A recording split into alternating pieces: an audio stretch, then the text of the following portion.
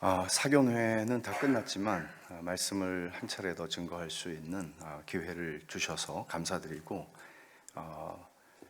또 사경회 기간 내내 환대해 주신 여러분들께 감사드립니다. 오늘 제가 전할 말씀은 고난의 핵심인데, 지난 3일 동안 전했던 말씀에 어떤 예증이랄까, 말하자면 이런 거죠. 하나님은 선하신데, 그러면 내 인생에서 이렇게 어두운 터널을 지나가던 그때에도 과연 선하셨다고 말할 수 있는가? 또는 지금 내가 이렇게 심한 고난 가운데서 살아가고 있고 끝이 보이지 않는 것 같은데 지금도 하나님은 선하다고 어떻게 말할 수 있는 것인가 하는 문제죠. 오늘 그 제목이 고난의 핵심인데, 부제를 이렇게 저는 붙였어요. 믿음이 무너질 때 세워지는 믿음. 하나님이 우리에게 익숙한 분이 되실 수 있는가 하는 질문을 던진다면 여러분들은 어떻게 대답을 하시겠어요? 하나님이 익숙한 분이 되실 수 없죠, 이론적으로는.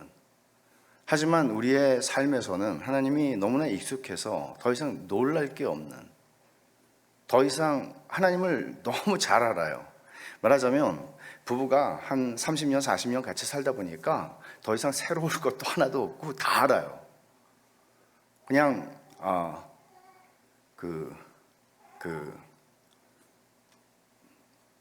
보링한 거죠. 그러니까 하나님도 그럴 수 있을까?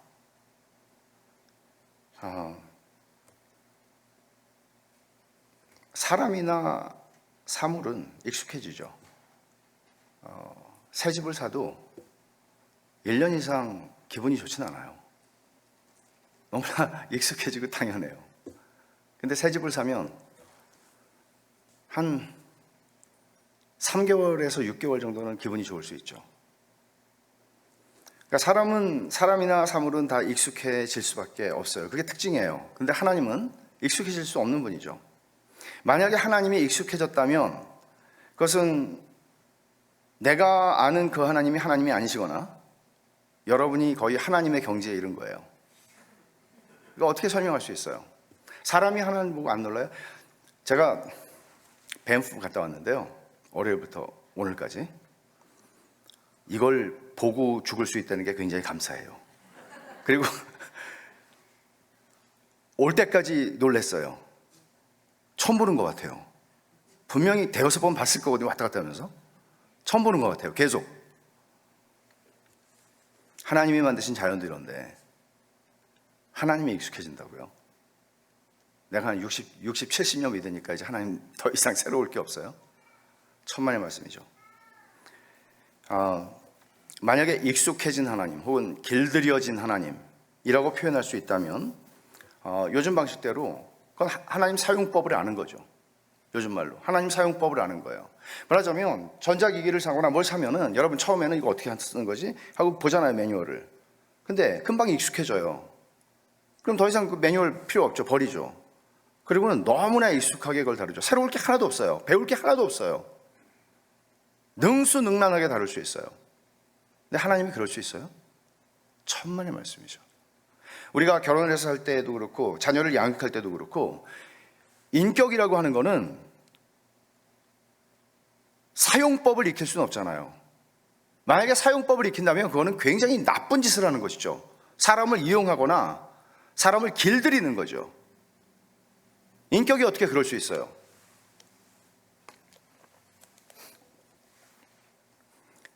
하나님이 우리에게 익숙한 분이 되시면, 길들여지면 그 하나님은 경외의 대상이 아니죠. 찬송의 대상이 아니죠. 그 하나님은 어떤 능력이나 내가 사용할 때, 필요할 때 사용할 수 있는 능력이나 나의 심부름꾼, 그래서 나를 돕는 분, 이 정도 이상이 되지 않을 겁니다. 하나님께서 이런 우리의 성향을 아세요. 그러니까 우리는 기본적으로 익숙해지는 존재들이에요, 모든 게. 그래서 이런 익숙함으로부터 우리를 건지시기 위해서 하나님이 사용하는 게 뭔가 하면 고난이에요. 고난이 올 때 우리는 하지 않던 질문을 던져요. 그 질문의 대부분은 왜? 라는 질문이에요. 그리고 놀라죠. 하나님이 나한테 왜 이런 식으로 하시지? 왜냐하면 내가 생각할 때 내가 그동안 신앙생활을 굉장히 잘했고 열심히 했고 충성스럽게 했고, 그러면 하나님이 나에게 이 정도는 해주셔야 된다는 기대치가 있고, 하나님은 이런 방식으로 일할 거라고 하는 내 나름대로의 생각이 있는데, 고난은 하나님이 그렇게 안 한 거거든요. 하나님이 날 속이신 거죠. 이렇게 되면 우리는 놀랍니다. 이런 경험을 통해서가 아니면 우리는 참되신 하나님을 만나지 못합니다. 그래서 우리에겐 고난이 다 있습니다. 고난이 없는 사람은 없습니다. 욥의 고난을 한번 생각해 보세요. 이분이 고난을 겪은 후에, 오늘 우리가 읽은 본문은 고난을 겪은 후에 고백하는 말이에요. 내가 주께 대하여 귀로 듣기만 하였사오나 이제는 눈으로 주를 배웁나이다. 그러므로 내가 스스로 거두어드리고 티끌과 재 가운데서 회개하나이다. 이 의미는 보통 사람들이 생각하는 것처럼 욥이 자기가 회개한다고 얘기를 하잖아요. 물론 이걸 다르게 해석할 수 있는 부분이 있는데 저는 이 말 그대로 회개하는 것으로 이해를 하고, 그러면 욥이 뭘 회개한다는 거죠, 여러분? 하나님한테 막 소리 지르고 버릇없이 막 굴었으니까요? 뭘 회개한다는 거예요? 우리가 그냥 기본적으로 생각하면 이거죠. 욥기의 이야기는 욥이 잘못한 게 없는데 고난을 받았잖아요. 그거는 아시죠?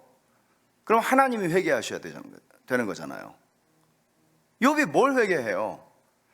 욥이 고난을 당할 만한 짓을 한 게 없어요. 이 고난을 초래할 원인을 가지고 있지 않아요. 근데 고난이 왔어요. 물론 우리가 알다시피 그것은 하나님과 마귀가, 하나님이 마귀에게 시비를 거셔서 생긴 거예요, 사실. 그죠? 마귀를 왜 건드리세요? 그냥 너 봤냐? 욥? 야, 욥 짱이다, 짱. 욥이 그러면 가만히 있질 않잖아요. 마귀가 가만히 있지 않잖아요. 알잖아요. 그리고 1회전에서 끝냈어야죠. 왜 2회전을 또 하나님이 도발하세요, 마귀를. 그러니까 욥이 잘못한 거 없이 생긴 고난이라고요. 욥이 죄가 없는 사람이라는 얘기가 아니라 이 고난을 초래할 만한 잘못이 욥에게 없어요. 그럼 하나님이 내가 괜히 마귀한테 시비 걸어가지고 이렇게 됐구나, 미안하다, 이렇게 하나님이 회개해야 되는데 욥이 지금 회개한다고 그러잖아요. 여러분들은 이 말씀을 어떻게 이해하세요? 이 말씀을 꽤나 많이 읽으셨을 텐데 어떻게 이해하세요? 그러니까 하나님께서는 기본적으로 마지막에 욥을 인정해 주셨고 욥의 세 친구와 그 엘리후를 비난하십니다. 책망하십니다. 욥이 맞았어. 욥을 인정하신다고요. 근데 욥이 뭘 회개해요?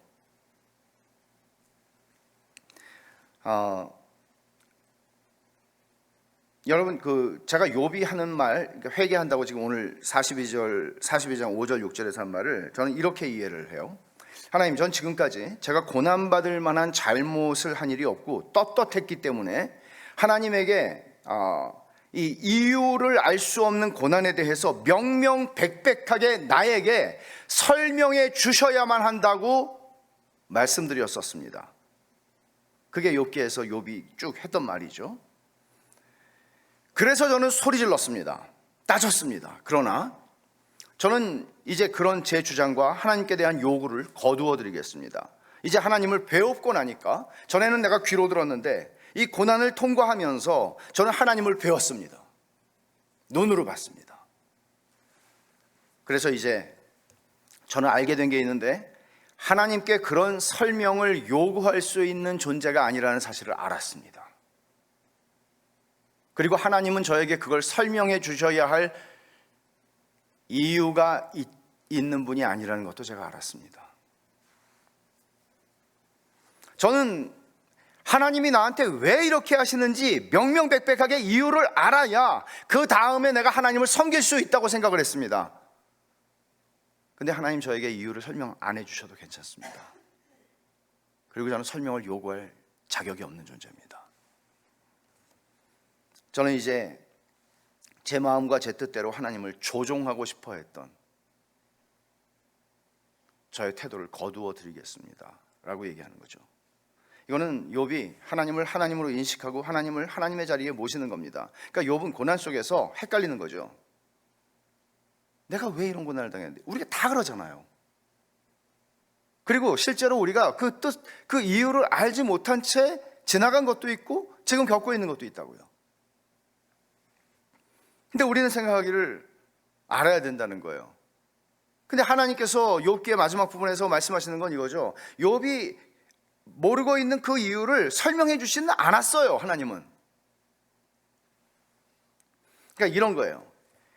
하나님은 네가 이해할 수 있는, 그리고 말하면 네가 알아들을 수 있는 그런 존재가 아니며, 하나님은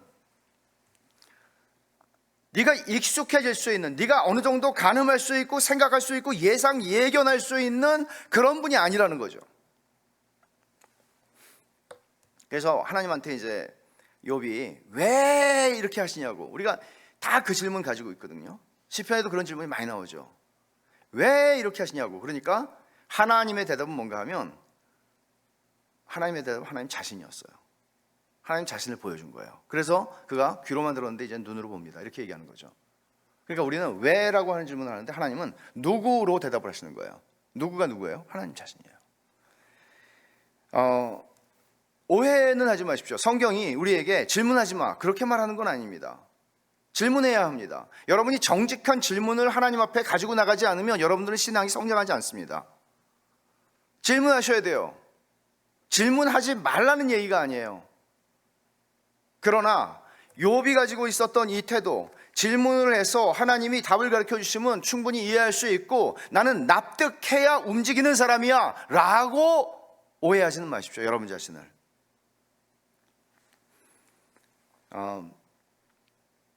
이런 생각이 우리에게 많은 거죠. 하나님이 익숙해진다는 개념에는 이런 생각이 있는 거예요. 하나님은 이렇게 하셔야 해, 하나님이 선하시다면 이렇게 하시면 안 되지, 이런 식의 생각들이 우리에게 있다는 거예요.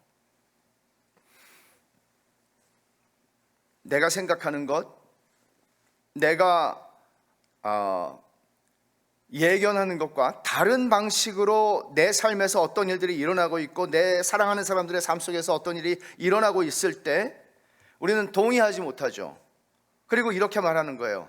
선하신 하나님이 어떻게 이렇게 하실 수 있지? 이건 아니잖아 라는 식으로 얘기를 한다는 거죠. 그리고 하나님을 나의 생각의 틀 속에 가두려고 하는 시도를 하게 됩니다. 이런 생각이 깨지는 게 언젠가 하면 고난이 깊어질 때이고 고난이 길어질 때입니다. 이런 생각을 무너뜨리시죠. 그리고 우리를 놀라게 하시죠. 고난의 경험은 단지 하나님이 하나님이시니까 하나님을 사랑하고 신뢰하는 경지로 우리를 데리고 가는 거죠. 이게 무슨 말인가 하면, 나는 설명해 주셔야 돼, 나는 이해가 돼야 가는 사람이야, 이게 아니고요. 그냥 하나님이 하나님이시니까 그 주권 앞에 엎드리는 거예요. 이거는 성경이 우리에게 가르치는 신앙의 진수예요. 하나님이시니까 그냥 가는 거예요. 말하자면 하나님의 허락하심이 없으면 내 머리털 하나도 떨어질 수 없어요. 참새 한 마리 떨어질 수 없고 내 머리털도 다 세신바 됐다는 얘기가 그 얘기잖아요. 그러면 하나님이 내 인생 속에서 행하시는 일, 그것이 어떤 방식으로 일어나든지요, 우리는 예상치 못하게 힘듦 속에 빠져들 때가 인생 속에서 수없이 많잖아요. 왜 이런 일이 나한테 일어나는지 이해할 수가 없는 일들이 많다고요. 하나님을 잘 섬긴 것 같은데, 전능하신 하나님이, 그 나의 아버지가 왜 나에게 이런 고난을 주시고 터널 끝이 보이지 않는지 이해할 수가 없어요. 이사야가 50장에서 말한 것처럼 그때 우리는 횃불을 들어요. 그 횃불이 뭔가 하면, 안 보이니까 횃불이 뭔가 하면 내 경험, 내 지식, 내가 가지고 인맥, 내가 가지고 있는 힘, 모든 것들을 다 동원해서 횃불을 들어요. 근데 하나님이 책망하시죠. 횃불을 든 자야. 그때는 칠흑같이 어두울 때, 여러분 큰 굴 속에 들어가 보셨죠? 왜 다 그 관광하는 그런 굴은 다 굴 있잖아요. 여기도 있고 저 살던 옛날 버지니아에도 있고 있는데, 갑자기 불을 탁 끄면은요, 진짜 세상에 이렇게 깜깜할 수가. 하나도 안 보이죠. 손을 이렇게도 안 보이죠. 그때 뭐가 발달이 되나 하면 귀가 발달이 돼요. 그때 우리는 듣지 못하던 하나님의 소리를 들어요. 근데 우리는 불을 켜는 거죠. 손전등 요만한 거 켜는 거예요. 내 지식, 내 경험, 내 인맥, 내가 동원할 수 있는 모든 것들을. 그러면서 우리는 고난을 낭비하게 되죠.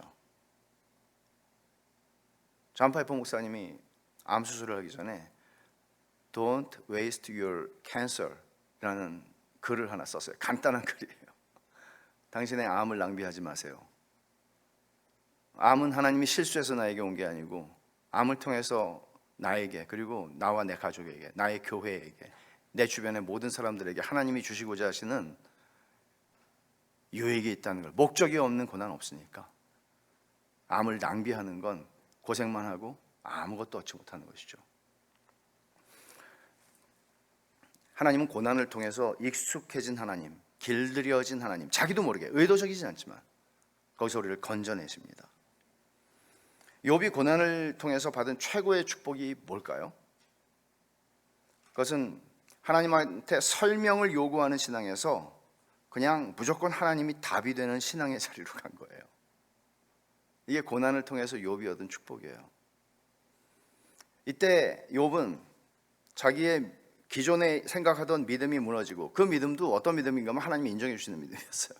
그 믿음이 무너지고 비교할 수 없는 믿음의 자리로 가게 돼요. 믿음이 세워지는 거예요.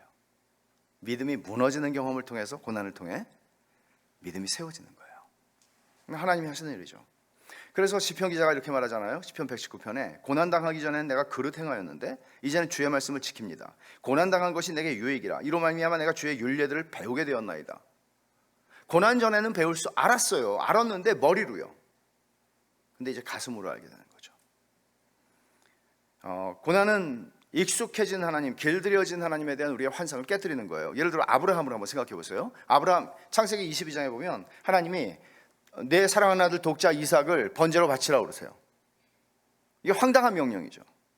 그러니까 아브라함의 고난이라고 하는 주제를 생각하면 여러분 뭐가 떠오르세요?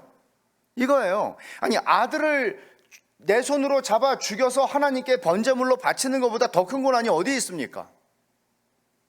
세상에 이런 고난은 없죠. 근데 아브라함이 어떻게 해요?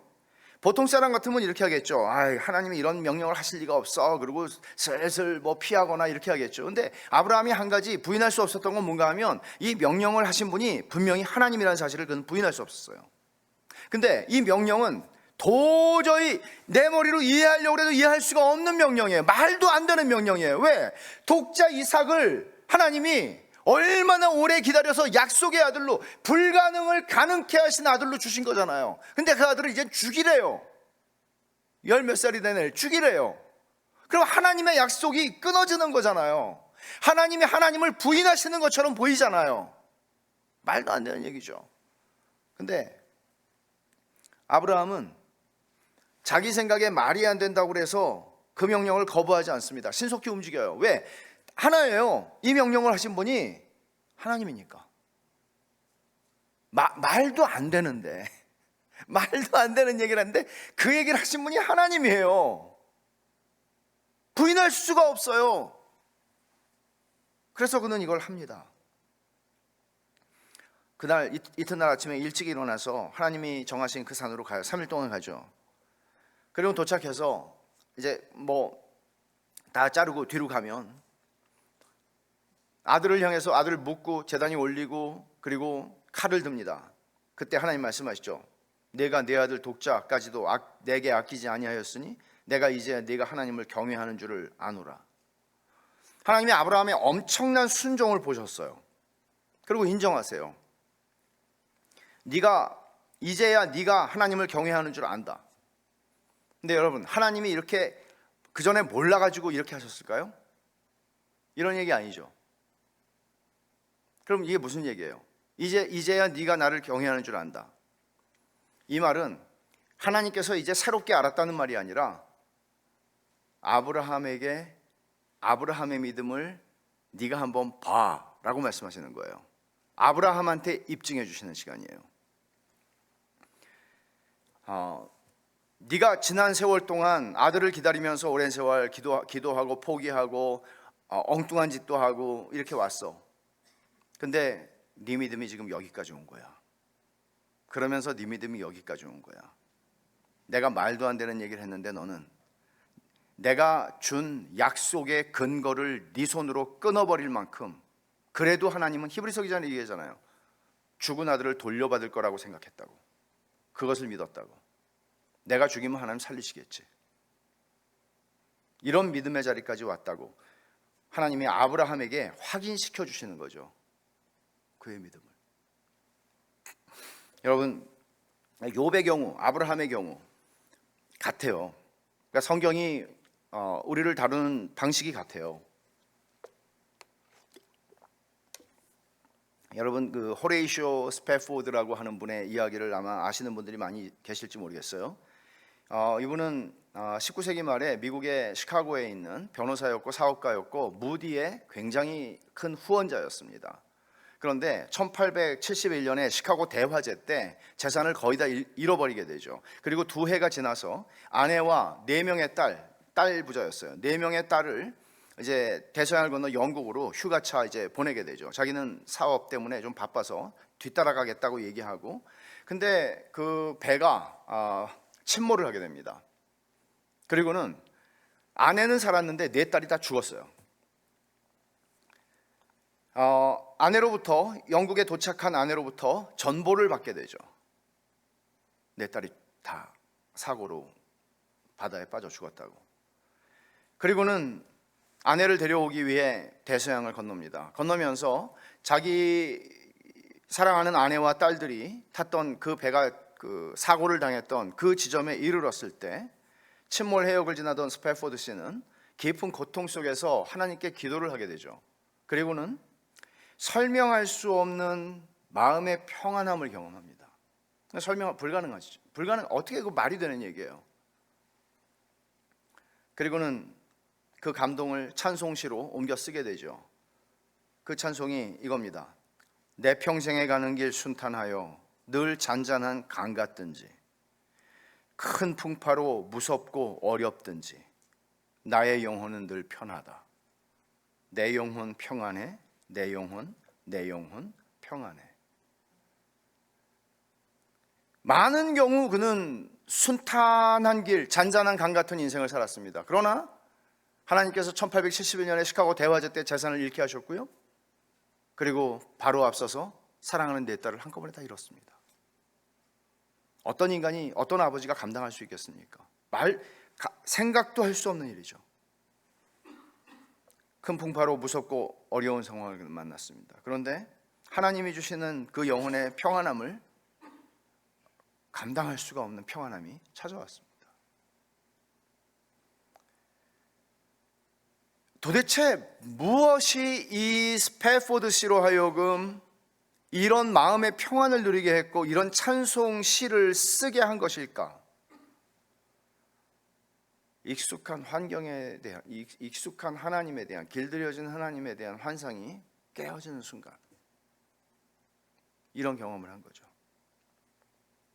그는 하나님을 믿던 그 자신의 불완전한 믿음이 깨어지는 것을 통해서 보다 더 완전한 믿음이 세워지는 경험을 하는 겁니다. 이걸 불완전한, 보다 더 완전한이라고 표현하는 것으로는 정확하지가 않은 것 같아요. 더 깊은, 더 믿음의 진수를 경험하게 되는 거죠. 고난 속에 있는 사람이 어떻게 위로를 받을 수 있는가 하는 문제를 제가 좀 잠깐 파고들어 볼게요. 고난 속에 있는 사람은 다 위로받기를 원하죠. 근데 여러분 아시다시피 고난이 뭐 적당한 고난 같으면 위로할 수 있어요. 근데 사실 거의 절망으로 이어질 만한 고난이라면 아무도 위로할 수 없습니다. 말을 꺼내는 게 우습습니다. 말을 꺼낼 수가 없습니다. 그런 일들이 일어나죠. 우리의 삶 속에, 우리의 이웃들의 삶 속에 일어납니다. 하나님 밖에는 위로할 수가 없는 거죠. 모든 위로의 하나님, 그분이 위로하십니다. 근데 어떻게 위로하시죠? 교리가 중요하다는 얘기를 하려고 그러는 거예요. 교리요. 하나님 말씀을 체계적으로 설명한 게 교리거든요. 하나님 말씀을 제대로 알아야 된다는 얘기예요. 제대로요.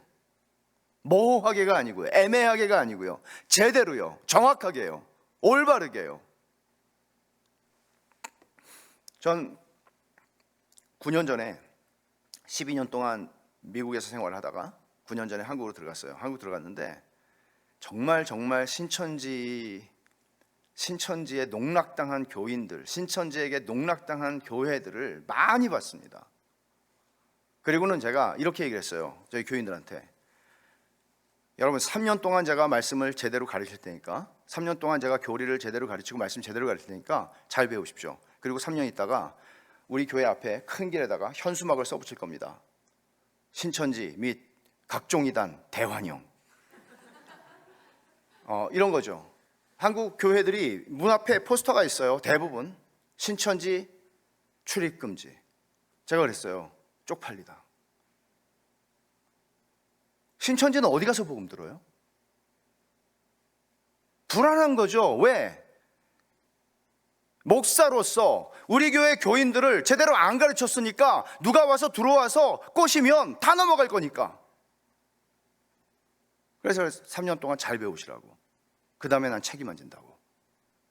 눈에 불을 켜고 배우라고. 그리고 3년이 된 거예요.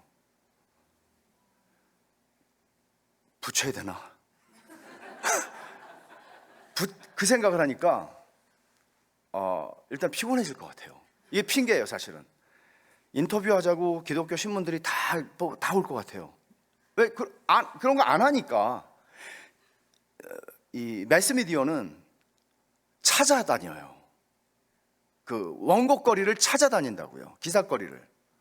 그래서 그거 하나. 그리고 또 하나는 흰옷 입은 천사들이 아니라 흰옷 입은 그 신천지가 우리 교회 앞에 새까맣게 몰려들 것 같아서 소란을 피울 것 같아요. 그래서 제가 안 했어요. 안 했는데 교리가 중요하다는 얘기를 하는 거예요. 그러니까 고난 속에서 사람들은 대부분 어떻게 하나 하면, 보통 고난 아니고요, 고난이 깊잖아요. 절망으로 이어지는 고난이라고 제가 말하겠어요. 그런 사람들은 자책을 하거나 하나님이 자기 죄에 대한, 내가 해결하지 않은 옛날의 그 죄에 대한 형벌을 주신다고 믿어요. 생각해요. 일반적으로 그래요.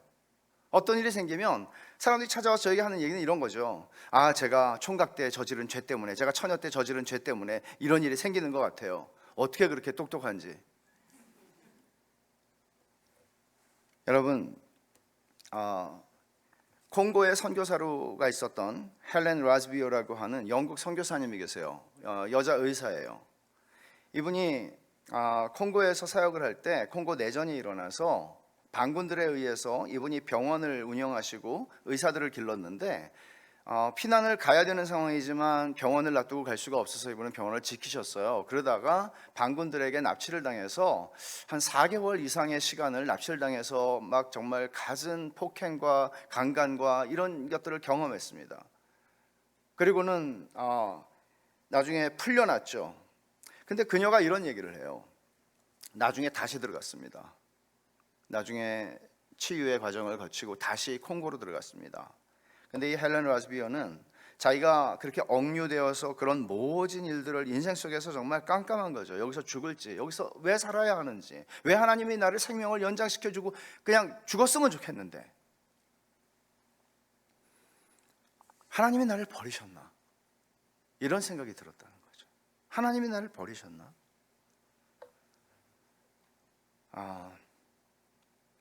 고난 속에 있는 사람들은 이런 질문들을 던져내게 됩니다. 그러니까 일반적으로 욥의 세 친구가 접근했던 방식대로 욥에게, 야, 네가 잘못했으니까 하나님이 이렇게 하시는 거 아니야. 욥의 세 친구 다 그렇게 얘기하잖아요. 잘못된 신학이고 복음이죠. 근데 우리 스스로가 그렇게 생각한다니까요. 고난이 깊어지면. 왜 그래요? 하나님을 잘 모르니까요. 정확히 모르니까요, 성경을. 교리가 중요한 거예요. 그러니까 그리스도의 십자가가 우리에게 무엇을 해줍니까? 무엇을 말합니까? 십자가에서 주님이 다 이루었다고 그러셨어요. 요한복음 19장 30절에 다 이루었다는 말은 농담이 아니에요. 거의 다 이루었다는 말도 아니에요. 내가 하나님에게 받아야 할 내 죄에 대한 형벌을 예수님이 십자가에서 다 받으셨다는 얘기입니다. 남김없이요. 그렇다면 성경이 말하는 복음에 의하면, 성경이 말하는 그리스도의 속죄 교리에 의하면 내가 지은 어떤 죄에 대한 형벌도 남아있지 않습니다. 눈꼽만큼도. 그리스도께서 다 받으신 거예요. 심지어 저와 여러분이 앞으로 죽기 전까지 짓게 될 그 모든 죄에 대해서도요. 예외가 없습니다. 이게 기독교 복음이 선포하는 내용입니다. 이거는 교리죠. 교리죠. 속죄의 교리죠. 깊은 고통 속에서 십자가로 증명하신 하나님의 사랑이 무엇인지를 묵상하는 것도 중요합니다. 제가 지난 주일 오후에 읽은 말씀인데, 로마서 8장 32절에 자기 아들을 아끼지 아니하시고 우리 모든 사람을 위하여 내어주시니가 그 아들과 함께 모든 것을 우리에게 주시지 아니하겠느냐. 하나님이 그 아들을 우리를 위해 주셨다면, 하나님이, 전능하신 하나님이 나를 위해서 주시지 못할 거, 아까워서 못 주실 거는 없죠. 그리고 주시지 못할 만큼 무능하시지 않죠. 이 사실을 안다면 우리는 우리의 모든 고난의 상황 속에서 이 사실을 토대로 생각해야 되는 거죠.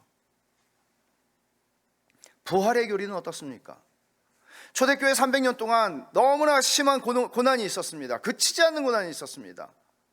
그 속에서 그들이 죽음을 두려워하지 않고 죽음의 자리로 갈 수 있었던 건 뭔가 하면, 그들에게는 너무나 분명한 부활의 교리가 있었기 때문입니다. 이 부활의 교리는 죽음도 그 부활의 교리를 질식시키거나 죽일 수 없는 견고한 것이었습니다. 확실한 것이었습니다. 여러분, 또 하나님의 속성과 성품에 대한 교리들을 한번 생각해 보십시오. 이게 얼마나 큰 위로가 되고 얼마나 큰 힘이 됩니까? 하나님의 존재와 영원하심과 불변하심, 무한하심, 전지하심, 주권, 편재하심, 지혜와 능력, 거룩하심과 선하심을 아는 것은 얼마나 위로가 됩니까? 여러분이 하나하나 하나님의 속성을 안다는 것, 여러분들이 예를 들어서 하나님의 주권, 그러면 여러분들은 얼마나 말할 수 있습니까? 하나님의 주권에 대해서 우리가 일생을 교회당, 예배당 안에 의자에 앉아 있었음에도 불구하고 하나님의 주권에 대해, 선하심에 대해, 거룩하심에 대해, 지혜에 대해, 전능하심에 대해, 영원하심에 대해, 불변하심에 대해, 무한하심에 대해서 우리는 뭘 말할 수 있고 무엇을 알고 있습니까? 너무너무 중요한 것이죠. 너무너무 중요한 것이죠. 이걸 하나하나 일일이 다 말할 수는 없겠지만, 근대 선교의 아버지인 윌리엄 캐리는 자기가 성경 번역을 해서 그 원고 뭉치가 있던 인쇄를 들어가려고 하던 그 원고 뭉치가 불이 타가지고 누군가가 불을 지른 거죠. 그래서 다 날아갔어요. 그 각고의 노력을 해서 피땀을 흘려서 성경 번역해 놓은 원고가 다 날아갔어요. 그때 그가 자기의 친구 앤드루 풀러에게 쓴 편지에 이런 말이 있어요. 그는, 나는 아무것도 원망하지 않아. 나는 불만이 없어. 이해할 수는 없지만 하나님이 당신의 기쁘신 뜻대로 행하시는 모든 일에 나는 불만이 없어. 이렇게 얘기를 한다고요. 하나님의 주권을 믿었기 때문에 할 수 있는 말이죠. 하나님의 말씀을 체계적으로 바르게 그리고 깊게 알아가는 것은 우리 신앙생활에 절대적으로, 결정적으로 중요합니다. 이 말을 바꿔서 말하면 하나님 말씀은 신자의 신앙생활에 결정적인 요소입니다. 하나님의 말씀을 통해서 체계적으로 하나님의 말씀인 교리를 배우는 것은 굉장히 중요합니다. 제가 좋아하는 작가 중에, 그냥 좋아하는 게 아니고 굉장히 좋아하는 작가 중에, 이분도 한 8년 전에 돌아가셨는데요, 엘리자베트 엘리엇이라고 하는 분이 있습니다. 짐 엘리엇의 아내로 유명하죠. 짐 엘리엇은 1956년에 에콰도르에서 원주민들에게 복음을 전하러 들어갔다가 친구들 5명, 엘리엇 포함해서 5명이죠, 창에 찔려서 죽은 시체로 발견되었습니다. 미국의 유명한 매거진 라이프라고 하는 데서 이게 무슨 낭비인가, 미국의 젊은이들이 이렇게 죽임을 당하다니, 원주민들에게. 미국을 떠들썩하게 했습니다. 1956년 1월에 그렇게 죽은 것인데, 엘리자베트 엘리엇은 뛰어난 작가입니다. 그녀는 자신을 포함해서 다른 4명의 남겨진 아내들, 그들은 엘리자베트 엘리엇은 29살이었고요 다 30대 초였습니다. 졸지에 남편을 잃어버렸습니다. 선교사가 돼가지고. 그 부인들의 이야기를 책으로 엮어냅니다. 이 젊은 부인들이 싸워야 했던 건 뭔가 하면 그들의 무너지는 믿음과 싸워야 했습니다. 믿음이 무너져내는, 하나님, 우리가 주님을 섬기기 위해서, 복음을 전하기 위해서 여기까지 왔어요. 신혼을 다 물리치고 여기에 왔어요. 근데 하나님이 저에게 주신 거는 남편들의 생명을 앗아가시는 것 말고 뭐가 있었습니까? 하나님, 우리에게 이런 식으로 우리를 대우하십니까? 하나님, 믿음이 무너지는 현상과 그들은 싸워야 했어요. 하나같이. 그러나 하나같이 그 믿음이 무너지면서 진짜 믿음이, 아니 가짜 요소가 아니고요, 그 전의 믿음에 비하면 더 진짜 믿음이, 견고한 믿음이 세워지는 거죠. 적어도 엘리자베트 엘리엇에게 있어서는 그랬습니다. 그녀는 자기의 남편, 사랑하는 남편을 죽인 원수들에게, 그 아우카 종족에게 복음을 전하기 위해서 딸을 낳은 후에 들어갑니다. 그리고는 그들을 복음화하죠. 그리고 남편과 친구들을 창으로 찔러 죽인 그 사람이 1966년에 베를린에서 세계 복음화 대회를 할 때 간증을 합니다. 어마어마한 일이 일어난 거죠. 엘리자베트 엘리엇은 이후에 많은 책들을 썼고 강연을 했는데, 특히 그는 열정과 순결이라는 책에서 이런 얘기를 합니다. 제가 정말 좋아하는 인용구인데 한번 들어보세요. 일관적이고 의심할 수 없는 하나님의 탁월한 관리 능력에 우리의 가장 간절한 목표를 맡기고 그분이 그분의 방법과 시간 안에서 그 일을 그분의 뜻대로 이루어 주실 것이라고 믿는 것이 신앙이다. 제가 친절하게 다시 한 번만 읽어드릴게요. 잘 들으세요. 일관적이고 의심할 수 없는 하나님의 탁월한 인생 관리 능력에 우리의 가장 간절한 목표를 맡기고 그분이 그분의 방법, 그분의 시간 안에서 그 일을 그분의 뜻대로 이루어 주실 것이라고 믿는 게 신앙이다. 30살이 되기도 전에 남편이 죽고 어린 딸과 함께 남겨져서 선교지에서 결국 남편을 죽인 원수들에게 들어가게 된 그녀의 삶. 그러니까 남편을 30살이 되기 전에 잃어버린다는 것은 내 생각과 계획과 내 상상 속에서도 존재하지 않는 거였죠. 근데 그런 일이 일어났어요. 근데 그 일을 일어났지만 일관적이고 탁월한 인생 관리 능력을 가지신 하나님께 맡기고 내 간절한 소원과 목표를 하나님께 드리고 하나님이 이것을 이루어 주시기를, 그분의 뜻, 그분의 방법, 그분의 시간에. 그녀는 그 신앙을 배웠고 일평생 그것을 말했습니다.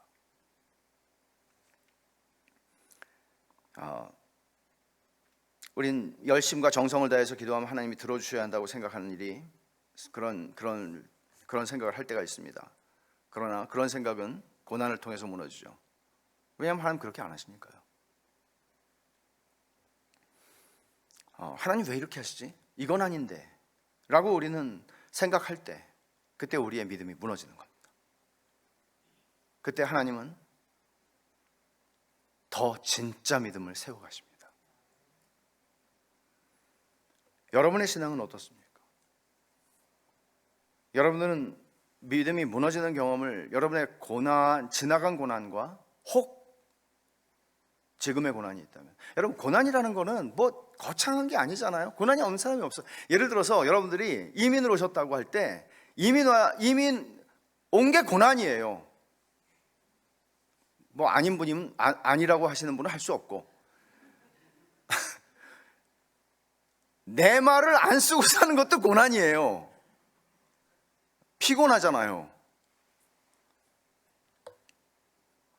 우리는 나에게 고난이 아닌 게 다른 사람에게 고난인 경우를 많이 봐요. 다 있어요, 고난이.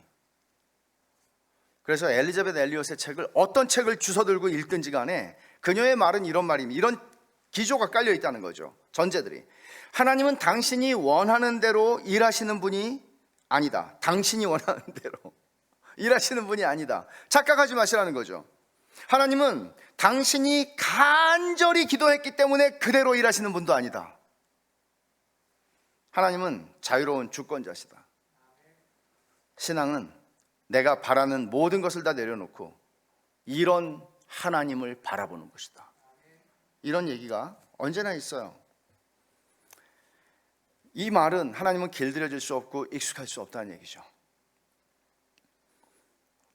뿐만 아니라 하나님은 고난의 풀무 속으로 찾아 들어오시는 하나님이에요. 하나님은 팔짱 끼고 이렇게 관리를 하세요.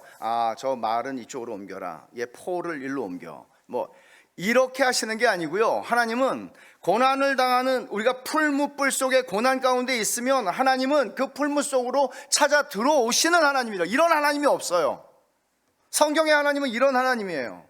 당신의 독생자를 이 땅에 보내셨습니다. 공생의 3년 동안 뿐만 아니라 조나단 에드월즈는 이런 얘기도 하죠. 예수님께서 공생의 3년을 사시기 전에 목수의 아들로 태어나서 아버지는 일찍 죽었을 것이고 그는 목수로서 노동자로서 모진 세월을 감내해야 했다. 그 사회의 하층민으로서 사람들의 모욕도 받아야 했고, 그런 얘기를 조나단 에드월즈는 이것도 놓치지 말라고 얘기를 합니다. 그리고 예수님은 공생의 3년을 지내시면서 당신이 메시아이심과 하나님이심을 모든 표적과 가르침을 통해서 드러내셨습니다. 그 결과는 로마 군인들에게 붙잡혀 죽으시는 것이었죠. 그때 제가 마지막으로 얘기하고 싶은 건 이거죠. 예수님이 십자가에 달려 죽으셨을 때 제자들은 다 배신했습니다. 적어도 요한은 십자가 앞에 있었습니다.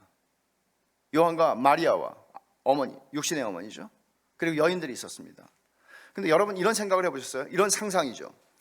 예수님이 십자가에 달려서 너무나 무참하게 채찍질을 이미 받으셨고요. 그리고 손에 못 박혀서 그 틀에 박히셨습니다. 실오라기 하나 걸치지 않고 남자 성인이 거기에 비참하게 수치스럽게 고통스럽게 달려 있습니다. 그럴 때 조롱합니다. 로마 군인들이. 그때 저는 제가 요한의 심정이 돼봐요. 그러면 이렇게 생각했을 것 같아요. 알잖아요. 3년 동안 같이 다니면서 얼마 전에도 죽은 자를 살렸잖아요. 나사로를.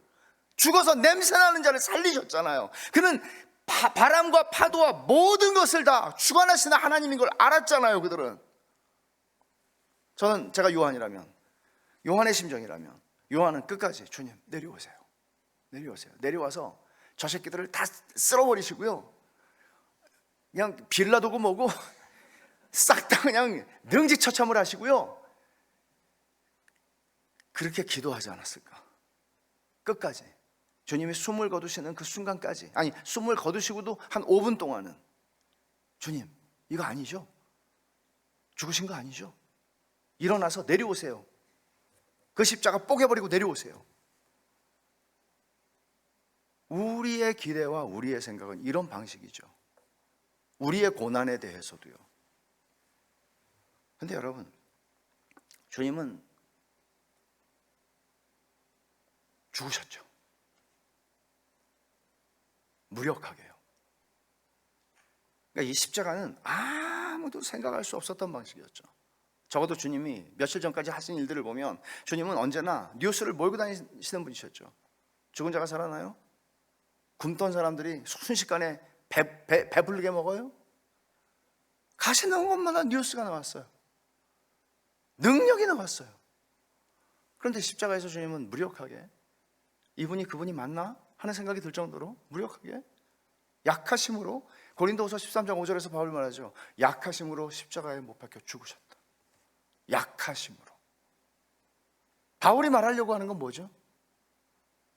복음은 자기를 자랑하고 자기를 높이고 세상의 방식, 세상의 사람들이 다 생각하는 방식, 네가 하나님 믿는 사람이면 하나님 너 사랑하면 너 이렇게 지시리도 못 나게 사냐? 이런 게 있잖아요. 뭔가 내 뻔듯함으로 내가 하나님 믿는 사람이야, 이런 얘기 하고 싶잖아요. 근데 주님은 그런 방식으로 우리를 인도하지 않으신다는 거죠. 그런 방식을 여러분이 그런 생각을 가지고 있다면, 말하자면 여러분들의 인생의 자랑거리로 여러분을 증명하는 수준 속에 살아간다면 여러분들은 아직 뭘 모르는 겁니다. 죄송하지만 제가 되게 얌전하게 표현한 거예요.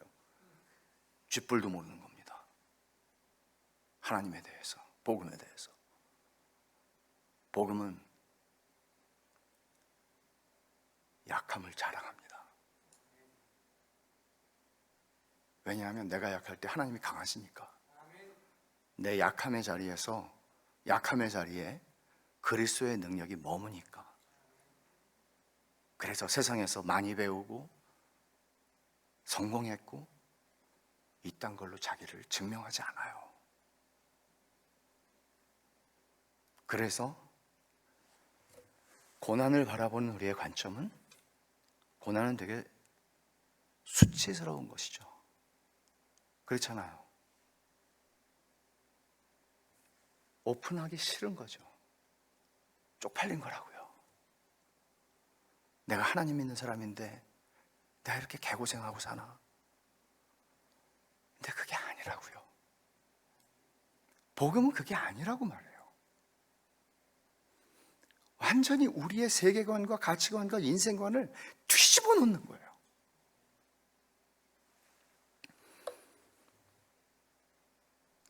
예수님의 십자가는, 그러니까 십자가는 누가 봐도 이건 승리가 아니라 비참하기 짝이 없고 너무 수치스러운 패배죠. 근데 하나님은 그것 없이 우리를 구원하지 않으세요. 그것 없이 하나님의 일을 하지 않으세요. 저와 여러분의 삶에서도 같아요. 이렇게 할 때 우리는, 요한이 그런 마음을 가지고 있었지만 다 포기하죠. 결국 제자들 다 포기해요. 믿음이 무너져 버린 거예요. 근데 그 후에 그리스도의 부활을 통해서 주님은 진짜를 세우세요. 가짜가 무너진 자리에 진짜를 세우세요. 연약한 것이 무너지는 곳에서 진짜 강한 것을 세우고 갔어요. 그래서 우리는 하나님이 우리를 이런 방식으로 인도하신다는 것, 이것을 압니다. 우리 믿음을 세워가시면서, 그러니까 우리는 때로는 울어야, 사람들이 볼 때는 울어야 하는 자리에서 웃기도 합니다. 이거는 나만 아는 비밀, 이렇게 하면서 모든 게 다 무너지는 줄 알았는데 하나님은 놀랍게도 내 믿음을 견고하고 아름답게 세워가시는 거죠. 여러분, 이런 하나님을 아세요? 이런 하나님을 경험하셨어요? 이런 하나님을 경험하고 싶으시지 않습니까? 우리는, 하나님의 백성은 하나님의 손안에 있습니다. 실패해도 안 죽습니다. 실패해도 괜찮고 망해도 괜찮습니다. 이건 배째라 넘어선 초월하는 수준이죠. 그리스도인들은 그런 삶을 영광스럽게 살아가는 사람들입니다. 여러분의 모든 삶 속에서 여러분이 가지고 있는 알량한 지식, 여러분이 가지고 있는 판단, 경험, 지식으로부터 나온 명제, 그런 것들을 의존하여 그것을 증명하고 사는 게 아니라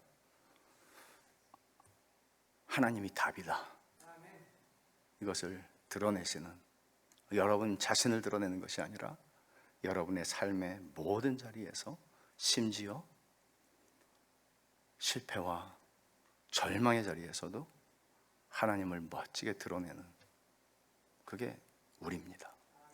기도하겠습니다. 하나님 아버지, 감사합니다.